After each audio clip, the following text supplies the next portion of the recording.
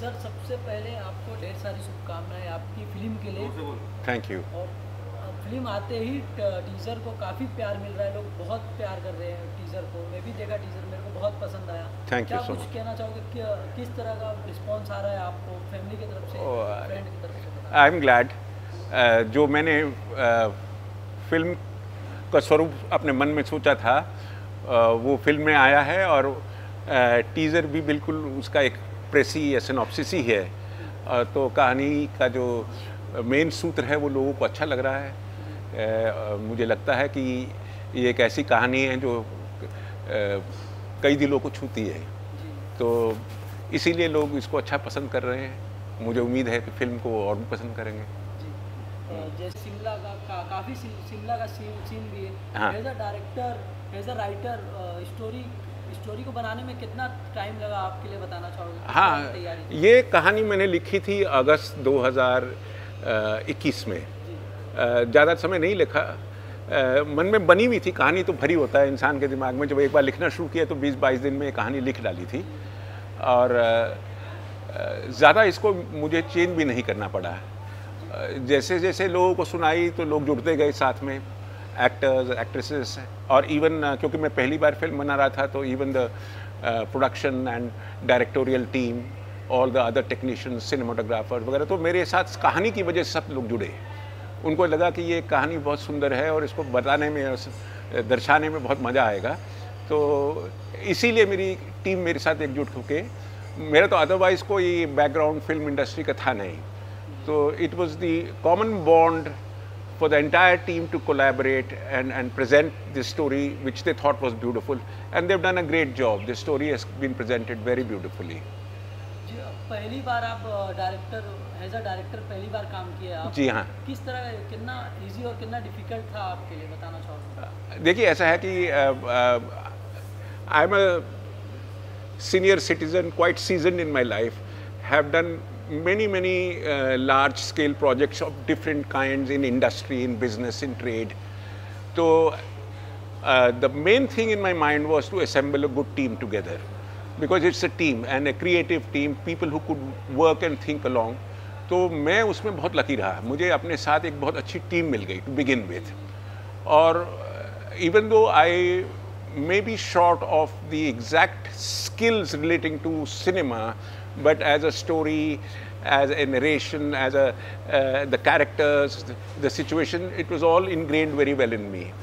And मेरे को शुरू से ही बचपन से डायरेक्शन का और थिएटर का शौक था, तो I could communicate very well with my actors and they brought out real good performances. और इस फिल्म में मुझको मेरे क्रेडिट, मतलब जो मेरे एक्टर्स हैं उन्होंने बहुत प्यार किया। वो उन्होंने बल्कि मेरे को यहाँ तक कहा कि सर, हमने इतनी फिल्मों में काम किया है, जिस तरह से आप हमको प्रेरित करे हैं, जिस तरह से आप हमको बैक स्टोरी में पूरा हमको नक्शा बना के दिया है दिल में कैरेक्टर के बारे में। I think probably in the industry, the actors as well as the writers and directors don't go so much into explaining the backstory. Being a theatre person, that experience and that way of doing things helped me very much. और मैं बात करूं lead actor की, तो गौरी जी, आपसे किस तरह से मुलाकात हुई आपकी गौरी जी से? हाँ। किस तरह से उनको ही क्यों आप चुने? Yes, that's very interesting कि मैं जो देख रहा था कि मेरी जो लीडिंग लेडी है वो she is of age 45-46 and she's a mother. I did have a lot of problems with many good actresses, well-known actresses, who would not accept a role in a mother's character because they thought that still they are getting business or their roles as an individual, as a lady, but not as a mother. So I then started looking for, मैंने कहा कि शायद somebody who needs a comeback or a break or somebody who's well-known actress who can deliver this role but may not be so much. So मेरे casting agent ने जब गौरी जी का मेरे को पहली बार दिखाया, तो of course everybody knows Gauri since the old times. So it struck me that she looks the role, and of course she's a very fine actress, you know that. And she's been able to nuance the performance so well. और मुझे अब तो ये लगता है, मैंने उस दिन आपके सामने ये भी कहा था कि आप ही बताइए कि इस रोल को इतना अच्छा गौरी के अलावा और कौन कर सकता था। What elegance, she's got a personality, she has that और जो मेरी जो एक्ट्रेस है वो भी बहुत, मतलब my character is very dignified in her way of life, in her she is a social lady, she is a lady of people respect her, she is very hospitable, she is the wife of the DIG। एक अलग ही dignity होती है, एक समाज में अलग ही स्थान है उनका। और अंदर से वो उसके जो कॉन्फ्लिक्ट्स और डायलेमास और उसके जो मन में उधेड़बुन थी, वो उस सामाजिक स्टेटस में होते हुए वो बहुत अच्छी तरह एक्सप्रेस कर पाई है। She is a very fine in depth actress. और सबसे अच्छी बात मुझे ये लगी कि उन्होंने बहुत स्टडी किया performance. It is not a performance, जैसे many actors come and they are natural and they do well. Gauri thought about it, and that is the advantage of working with a person who's seriously interested in making a good comeback. कि actor बड़ा studied होता है। तो गौरी जी से मुझे हर तरह का, she came to me as a God's gift, and I have enjoyed working with her. She's done and delivered of what I imagined my character to be. That's the main thing. और साथ ही मैं ये जानना चाहूँगा गौरी जी का किस तरह का किरदार था, उनके किरदार के बारे में कुछ आप। हाँ, देखिए, गौरी जी is representing the older version of a young woman. This young woman was very full of life, बहुत ही जीवन के प्रति उसको आकर्षण था, एडवेंचरस थी, हर चीज़ को ट्राई करना चाहती थी। मतलब शी वॉज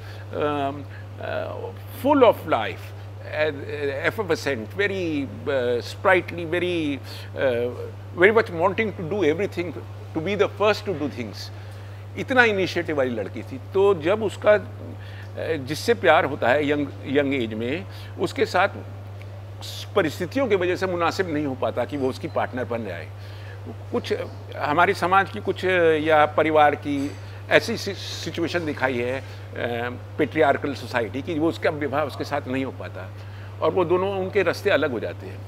ये लड़का अपने जीवन में जो बनना चाहता था, करना चाहता था, बहुत सीरियस था, फिलोसफर टाइप बंदा था, बहुत बड़ा स्कॉलर बन जाता है। लेकिन गौरी जो है अंदर से बुझ जाती है। ये जो लड़की है अंदर से बुझ जाती है, जीवन के सब रिस्पॉन्सिबिलिटीज, मर्यादाएं पूरी कर रही है, लेकिन अंदर से खुशी मात्र कुछ नहीं है उसके दिल में। और जो उसको पार्टनर मिला है वो बिल्कुल ही उसके जो सपने थे, उसके जो ज़िंदगी का जीने का तरीका था, उसके विरुद्ध है, और वो कुछ भी नहीं कर सकती। उसके अंदर सारी क्रिएटिविटी उसकी धीरे धीरे सुप्त हो जाती है। और फिर 20-25 साल बाद ये दोबारा इसके जीवन में आता है अचानक। और जब वो आता है तो ये लेडी को ये लगता है कि अब तो मेरी ज़िंदगी बड़ी मुश्किल से एक सतह पे आई है। सब ठीक चल रहा है, परिवार है, DIG की वाइफ है, समाज में बहुत रिस्पेक्ट है, उसकी एक आइडेंटिटी है, तो वो उसको अब रिस्क नहीं करना चाहती। तो पहली बार मिलती है तो उसको वो पहचानने से भी इनकार कर देती है। लेकिन धीरे धीरे उनका अंदर का जो बॉन्ड था, जो अंदर की जो शेयरिंग थी, जो उनकी यादें थी, वो धीरे धीरे करीब दोस्त की तरह एक दोस्ती में करीब आते हैं। लेकिन दुनिया तो दुनिया है, वो तो उसी ढंग से देखती है। तो उसकी लड़की गौरी की एक बेटी है, वो भी इस वक्त, मतलब गौरी कैरेक्टर है, मतलब उसका नाम वैदेही है फिल्म में। तो उनकी जो बेटी है वो अब उस उम्र में है जिस उम्र में वो थी। उसके भी एक किसी लड़के से कोई एक लंबा रिलेशन चल रहा है, and she is very clear that he is the boy for me. और गौरी मतलब वैदेही ने लाइफ में देखा था कि इतनी आसानी से चीज़ें मिलती नहीं हैं। तो वो अपनी बेटी को वो ये तक वादा करती है कि मैं तेरा हर तरह से कोशिश करूंगी कि तेरे जो सपने हैं वो पूरे हों। तो एक तरह से वो अपनी बेटी के सपनों को पूरा करने के लिए फिर जीवन में अपना एक असर्ट करती है वापस अपने परिवार में, क्या सही है, क्या गलत है, क्या करना है। तो because her love got destroyed, she tries to help her daughter find her love. And उधर ये जो हमारा हीरो है उसकी भी एक डॉटर इन लॉ है, वो भी बहुत अच्छी तरह से समझ पाती है कि ये पापा के साथ क्या हो रहा है। वो उसको एहसास हो जाता है, तो कोई किसी को बताता नहीं कि हम जो मिले तो कौन थे, कहाँ थे, क्या बैकग्राउंड था। तो but she is a sensible lady, this daughter in law, she understands.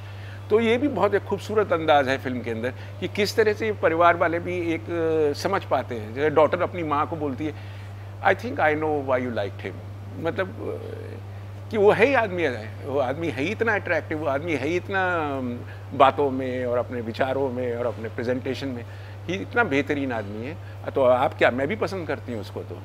तो एक वो भी बॉन्डिंग है, मदर डॉटर बॉन्डिंग है। तो ये कहानी ये है कि धीरे धीरे वो एकदम बुझ जाती है और फिर इसके आने से उसके जीवन में दोबारा एक तपिश आती है, जीने को चाह आती है। उसको पता लगता है कि मैं क्यों एक गर्त में चली गई थी, और ये थोड़ा सा उसको समझाता है कि तुम्हारे अंदर जो बीज मंत्र है ना, जो तुम थी, वो अभी भी मंत्र तुम्हारे अंदर है, वो बीज कहीं गया नहीं है। तुमको थोड़ा सा उसको नर्चर करना है, थोड़ा खुद भी बाहर आने की कोशिश करनी है। तो इधर उसकी बेटी भी बड़ी हो गई, वो भी उसको आगे इनकरेज करती है, मॉरली सपोर्ट करती है। तो उसके साथ फिर क्या होता है, कैसे उसका बदला रूप होता है, और पूरा प्लॉट है, पूरा इंट्रीग है, कुछ थोड़ी सी इसमें कांस्टेंट एंगेजमेंट है ऑडियंस के साथ में कि कहानी में अब किस मोड पे अब क्या होने वाला है। तो जो एक फिल्म के अंदर intrigue and entertainment and that is also very much in the plot. Very beautiful characters, characters who have been sketched from real life, people with real feelings, people, और जो फिल्म के जो मेंटल डिलेमास भी बहुत महीन हैं, they are not very, जैसे dilemma एक सोच, एक विचार जो इधर भी सही है उधर भी सही है, तो क्या सही है, क्या करना चाहिए। आदमी के अंदर मन में बहुत खिंचाव तनाव होते हैं, छोटे छोटे होते हैं, तो वो खिंचाव तनाव जो है हमारे कैरेक्टर्स ने बहुत अच्छी तरह लेके आए। This is a story about very deep feelings, very true feelings. तो मैं जैसे कहा कि ये एक it's a tale of classic love. अब क्लासिक लव को जैसे मैं को पूछते हैं क्या, what do you mean by classic love. Classic देखिए, लव की जो एक ट्रांजैक्शनल नेचर है लव की, और एक बड़ी पेरिफेरल होती है, उसकी याद भी थोड़ी समय रहती है।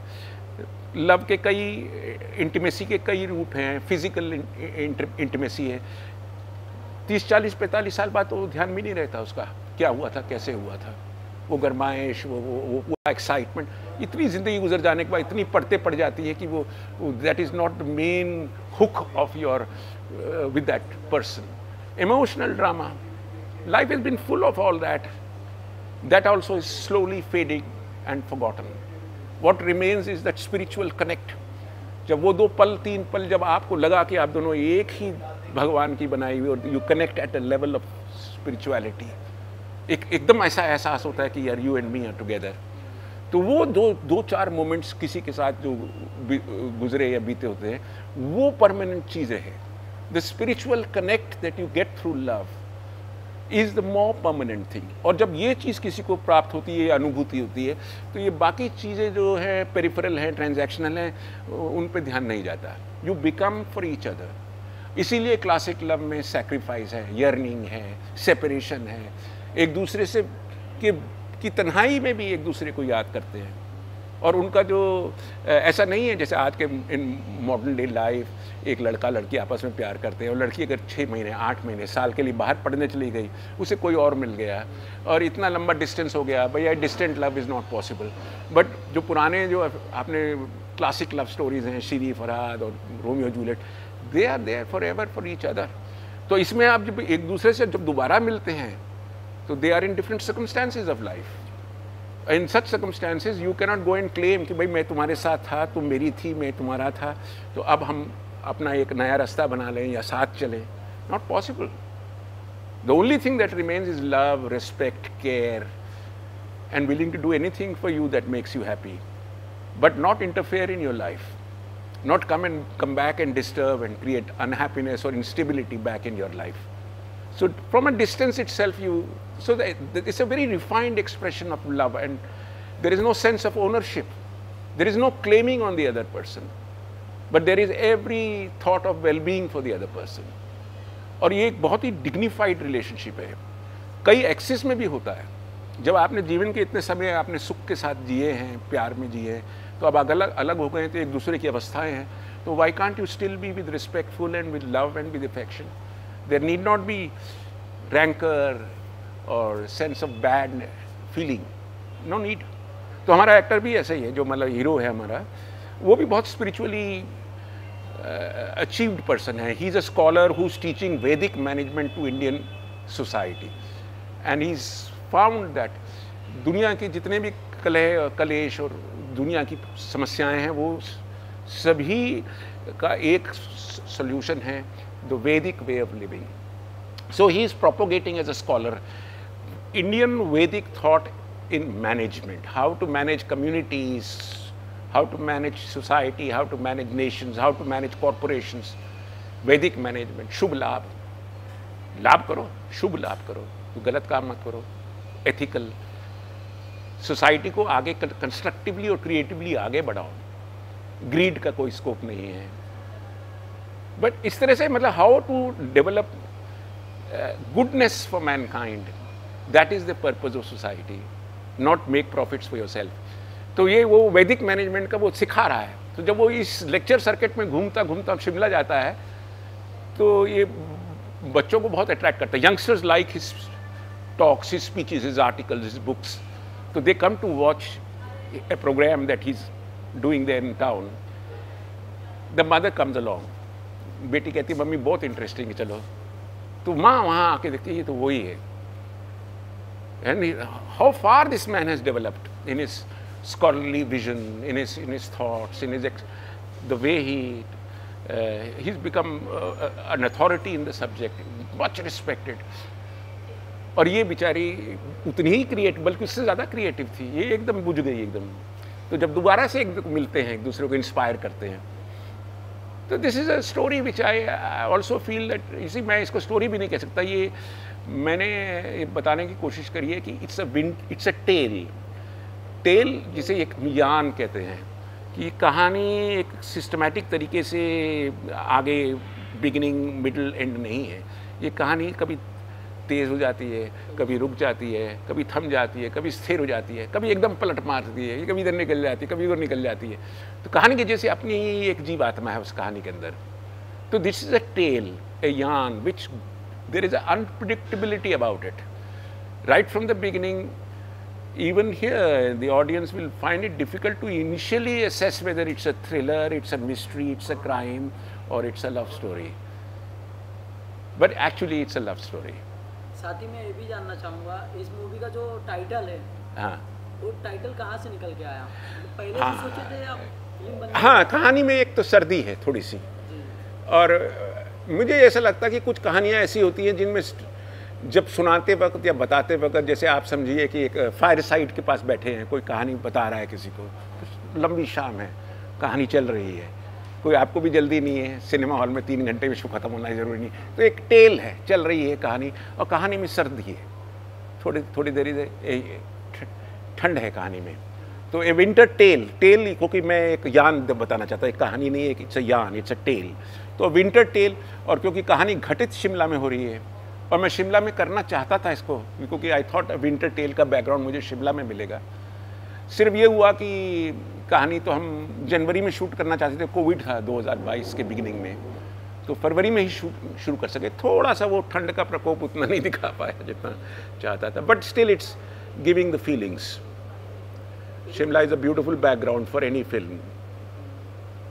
जी, जैसे कि शिमला में पूरी शूटिंग खास करके शिमला में हुई है. हाँ, पूरी शूटिंग. और किस तरह का एक्सपीरियंस रहा उस लोकेशन को लेके, कितना एंजॉय कर पाए आप? अरे बहुत मज़ा आया. कि एक तो मैंने तो जो भी सुना था कि ये लोग फिल्मी प्रकार के लोग ऐसे ऐसे होते हैं, आपको ये डायरेक्टर एज अ प्रोड्यूसर ये डिफ़िकल्टी, एक तो मुझे ऐसा कुछ नहीं हुआ. सब मेरे दोस्त भाई बंदी एक परिवार की तरह वहाँ रहे.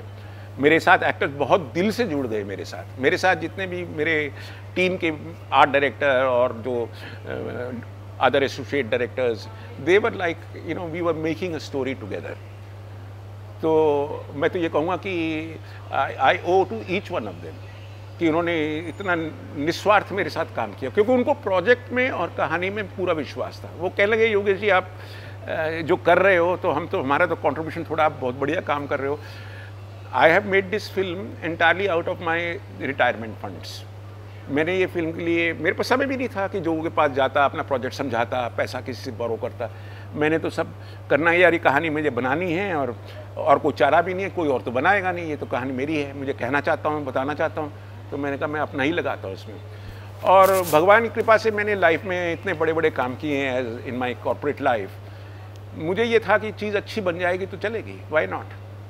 आई have this basic confidence that if you make a good product, but now I am in the second step, how to take it to the market. तो I have to talk about it, वो तो ज़रूरी है, क्योंकि अभी हमारे पास कोई platform नहीं है। I am trying to send a message big and large that this is a completely different type of story, a story that each one person in life would identify with a long lost love, जिसकी भीनी भीनी याद अभी भी दिल में समा के रखी है, लेकिन आप किसी को बताते भी नहीं हो। आप अपने जीवन में अच्छे हैं, आप में भी कोई बहुत बड़े लॉयर हैं, कोई सेठ हैं, कोई बड़ी कंपनी चला रहे हैं, बड़े एक्टर हैं, लेकिन एक छोटी सी याद की दिल के कोने में छुपा के रखी हुई है किसी के बारे में, जो वो इंटरफेयर और डिस्टर्ब भी नहीं करते किसी को, वो सिर्फ आपके लिए है। और जस्ट इमेजिन जो याद, जो तस्वीर आपके दिल में वो कभी आपको दोबारा मिल जाए तो क्या होगा। कोई ज़रूरी तो नहीं है कि जैसा आप चाहते थे वैसा ही उसका बर्ताव होगा, वैसा ही उसका रिस्पॉन्स होगा। वो तो आप अपनी ज़िंदगी में कहीं और हैं, आप किसी और ज़िंदगी में कहीं और हैं। तो फिर भी जो प्यार की जो एहसास है, जो एक दूसरे के प्रति गुड वाइब्स हैं, एक दूसरे के प्रति सेल्फलेस विचार हैं, वो जो एक दूसरे के प्रति वो तो हैं। और इस फिल्म में वही ग्रेशियसनेस है। लव की क्या ग्रेशियसनेस है, निस्वार्थ बिल्कुल होता है। फिर आप ये नहीं सोचते कि मेरे को इसमें क्या मिलने वाला है। Sometimes there are people in life, you want do things for them and not hope to get things from them. और साथ ही हम ये भी जानना चाहेंगे, इंद्रनील से आप, इंद्रनील जो कास्ट है, उनके बारे में किस तरह से उनसे मुलाकात हुई आप? हाँ, इंद्रनील जी के साथ ये था कि again it was, I had the character very clear. I was casting for the character, I was not casting for known faces and all. Whoever I felt inspired कि इसके फेस, लुक, पर्सनैलिटी, इसके अंदर है वो जो vibe मैं ढूंढ रहा हूँ। तो इंद्रनील की पर्सनैलिटी बहुत अलग है कंपेयर टू द हीरो और प्रोटैगनिस्ट और any sort of representation. A person who is quietly dignified. ये बहुत, I wanted to bring this trait out in the world, quiet dignity of living. वो आजकल बहुत कम है। कोई छूछां से जी रहा है, कोई बहुत ही, कोई मतलब people are living in an artificial way. ये आदमी बहुत सहज, बहुत सुलझा हुआ, बहुत समझा हुआ आदमी है, बहुत विचार करता है, बहुत सोच के, स्कॉलर है। और जब किसी से बात करता है तो इसका ये बिल्कुल भी इसके दिल में ये नहीं है कि मेरे साथ इतना बुरा हुआ तो मैं इसका बदला लूँ। परेशान होता है, सोचता है क्यों हुआ, लेकिन कभी भी ये इंस्पिरेशन नहीं आती। तो एंड में दिखाया भी यही है, ये कौन से रिवेंज वाली फीलिंग या एक एंगर वाली फीलिंग, नो नीड, ठीक है, इट्स ऑल राइट। तो ये इस तरह का कैरेक्टर आजकल आपको देखने को मिलेगा। हम जैसे वो देवानंद का था ना, मैं वो हर गम धुएं में उड़ाता चला गया, ऐसा बेपरवाह आदमी है, ऐसा। बहुत ही प्यारा स्टोरी है। हाँ। फैंस से भी बहुत ही प्यार मिल रहा है। हाँ। इस मूवी को लेके क्या कुछ कहना चाहोगे फैंस के बारे में जो इतना प्यार दे रहे हैं? Oh, I don't have any fans, but yes, मेरे को जो भी मेरे साथ जुड़ता जा रहा है इस अभियान में, इस फिल्म बनाने में, और जब वो कहानी के बारे में सुनता है, वो देखता है कि कहानी उसको छूती है, उसके जीवन में भी कुछ कनेक्ट है उस स्टोरी के साथ, और जिस इमोशन से, पैशन से, जिस लगन से हमने बनाई है कहानी, जितने भी लोग इसमें जुड़े सब बहुत creatively they are looking forward to this film. They may have done many films before, लेकिन कम से कम 10 या 12 लोग ऐसे हैं जिनका भाग्य इस फिल्म से जुड़ा हुआ है। उन्होंने फिल्में पहले की हैं, लेकिन उनको लगता है ये फिल्म टर्निंग पॉइंट देगी, वो उनका ट्रू आर्टिस्ट इस फिल्म में नजर आएगा। ऐसी जब 10-12 लोगों की किस्मत जुड़ जाए साथ में, तो भगवान अच्छा ही करेगा, आई एम श्योर। तो lot of people, so none of my actors and none of my colleagues in the production and technical and direction department were doing it as a commercial venture. We were doing it as a beautiful story to be told nicely and perfectly. तो ऐसा नहीं है कमियां नहीं होंगी, पहली बार film बनाई है, कुछ इन्वेस्टमेंट की, कुछ टेक्निकल इश्यूज की हो सकते हैं, but it's a very sincere film. जिसने भी देखी है, मेरे तो बॉम्बे में, मैं आपको बताना चाहता हूँ कि मेरा इससे पहले for 63 years of my life I had nothing to do with films, nothing at all to do with films। तो मन में आया कि नहीं, इस कहानी को दिखाना है, बताना है, तो वो फिल्म। कुछ मेरे दोस्त यार हैं जो बचपन में थिएटर करते थे साथ में, वो बॉम्बे में आके अच्छे, लेकिन उनसे भी मैंने कोई, उनका गुड विशेस मेरे साथ रही, लेकिन I did not get them together. I did it all on my own, and lot of good people have in the process of making the film given me the feedback कि बहुत बढ़िया चीज़ बन रही है, honestly। आने वाले समय में क्या और भी आपकी कुछ अपकमिंग प्रोजेक्ट? मेरे दिल में ये है कि देखिए, ऐसा है कि since I have taken the challenge of producing it at my own finances, I have to sustain for my next project possible होगा जो मेरे दिल में और मेरे अंदर भरा पड़ा हुआ है। I am really bursting with the thoughts, the story, I have it very clear in my mind what I need to do next, but it will also depend upon what are the results of this. If the results are good then the innings will be on, if the results are not good maybe then I will get confined to writing stories, production में not B, but I do feel confident कि, क्योंकि जिन्होंने भी देखा है, thousands of people have seen it in the process of making in the studios, people whom I have respect and I have shown it to them, my theatre colleagues, they all feel that it's in a different league, this story, the way it's a classic love story told in a modern metaphor, in a very modern cinematic style। तो there is a classicness about the films, जैसे जो 80-90 की पुरानी पिक्चरें होती थी जिसमें सहज सहज कहानी आगे खुलती थी, बढ़ती थी। आजकल तो ऑन द एज स्टोरीज हैं, थ्रिलर टाइप हैं। तो दोनों का एक जो कॉम्बिनेशन बना है कि there is a classic element coming in and there is that modern cinematic kind of meter going on. I think this is a very nice blend. Thank you sir, आपने अपना कीमती समय हमें दिया, इसके लिए बहुत बहुत धन्यवाद। Thank you so much, I have enjoyed talking to you. God bless you. Thank you.